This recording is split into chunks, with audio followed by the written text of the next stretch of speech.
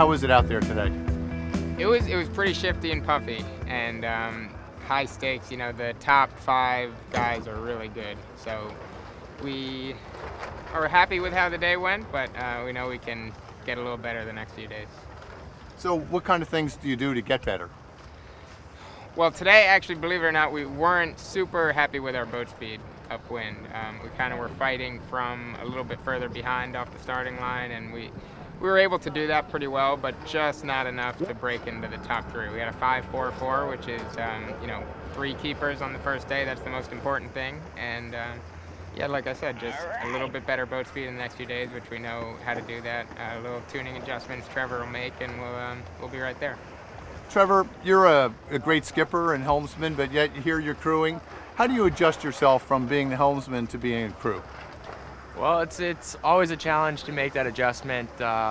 There's been several key things that we've been working on. One is communication. That's a big part of the adjustment that I've been having to make, is how to communicate better to your skipper, and knowing kind of what to say at certain given times, and you know, being able to really just keep the atmosphere on the boat positive, not allowing those small little hiccups that you get within every race, and it always happens, to slow us down. And I think we were successful today with coming back on several races. We had one kind of little hiccup on the start, but we were able to make our way back up to 4th at the windward mark. So when you're maneuvering so fast, I mean, so many things are happening so quickly, how do you worry about speed?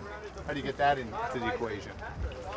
Well, we split up the roles a little bit. I'm kind of more the speed guy. Eric looks around, spending more time looking at the other opponents and where we want to position ourselves upwind.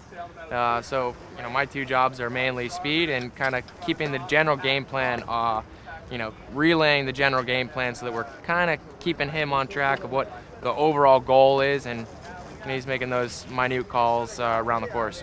How physically demanding are these boats? I sailed a laser in the 2008 trials, and I'll tell you, this is equally, if not more, physically demanding than a laser is.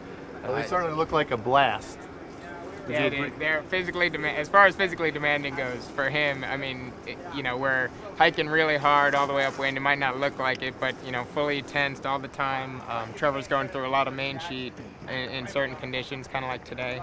And then we get there, and you know, you watch that spinnaker go up, and that's not on a bungee cord. I can tell you that. It might look like it, but his heart rate gets up there.